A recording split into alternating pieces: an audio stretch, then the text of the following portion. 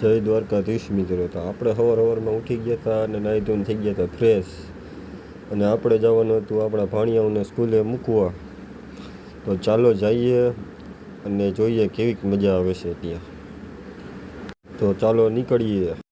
અને હા મિત્રો, આ આપણો પહેલો વ્લોગ છે, તો કોમેન્ટ કરીને જરૂર જણાવજો કે કેવો વિડીયો લાગ્યો છે તમને. અને આપણે જઈએ. અને હજી આપણને સરખું એડિટ કરતાં આવડતું નથી, એટલે કોઈ દાંત ન કાઢતા. આપણે થઈ ગયું હતું સ્કૂલે જવાનું મોડું, એટલે આપણે રાણીને કીધું કે ભાઈ હવે જરાક જલ્દી હાલ, મોડું થાય છે, છોકરાઓને મોડું થઈ જાય, આપણે મોડું થઈ જાય. એટલે આપણી રાણી પછી 60ની સ્પીડે ભાઈ ગઈ. ઓ ભાઈ ગયા હતા સ્કૂલે, અને જોઈ લે દફતર કાઢીને તૈયાર થઈને. આ તો ભાઈ રે ઉતાવળે બાકી ભાઈ. અને પછી આપણને લાગી હતી ફાકીની ફૂલ તલબ, એટલે પછી આપણે નીકળી ગયા ફાકી લેવા.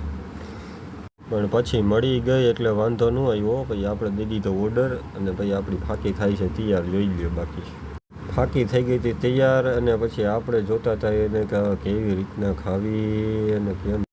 જ્યાં સુધી આપણને ફાકી ન મળે ને ત્યાં લગી આપણને હે ને માથું બહુ દુખે.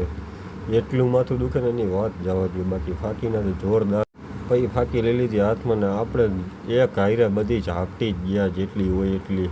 અને આપણે બનાવવાનો છે અહીંયા મોટામાં મોટો ગેટ.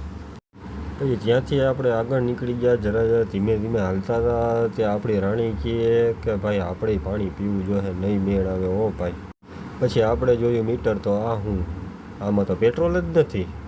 હવે કઈ કહાણી. હવે પછી ઊભી રાખીને જોયું કે સરખું જોઈ લો. મેં લાવ પેટ્રોલ હે કે નહીં. ચાવી ચાલુ કરી તો જોયું તો હાવ પેટ્રોલ જ નહોતું એમાં. સારું પછી રાણીને કીધું કે ભાઈ આપણે સીએનજી ઉપર હાલ્યા જાય. સવારમાં આપણી રાણીએ આપણને દગો દઈ દીધો ભાઈ. કોઈનું નથી હોતું. પછી આપણે સીએનજીમાં ગાડી કરીને આગળ જતા હતા. ભાઈ મને આ કોમેન્ટમાં જરૂર જણાવજો કે આ છે શું આવડું મોટું. આપણને કાંઈ સમજાવવું નહીં. તમને જો કાંઈ ખબર હોય તો કોમેન્ટમાં જરૂરથી કહેજો.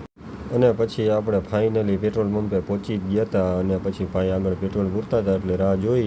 પણ પછી આપણો વારો આવી ગયો. વાંધો ન આવ્યો. રાણી પેટ્રોલ પૂરે છે જોરદાર. 140 રૂપિયાનું પી ગયું. એટલું તો માંડ આવે. આપણે સીએનજીમાં બીજું શું હોય એમાં.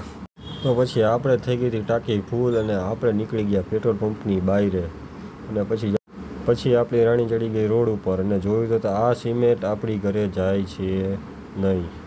કેમ કે આપણે કામ હાલતું નથી શેનું. આપણે સિમેન્ટને શું કરવી. અને આપણે રહ્યા ભાઈ ચાના પ્યાસી. જોરદાર પ્યાસી, કાંઈ ઘટે નહીં એમ. ચા તો આપણે જીવથી વ્યાલી. ઓ ભાઈ પછી ત્યાંથી આપણે કરાવી ચા પાર્સલ, અને ભાઈએ દઈ દીધી આપણને ચા. જો આપણી ચા થાય છે તૈયાર હો. બાકી ઓહો હો.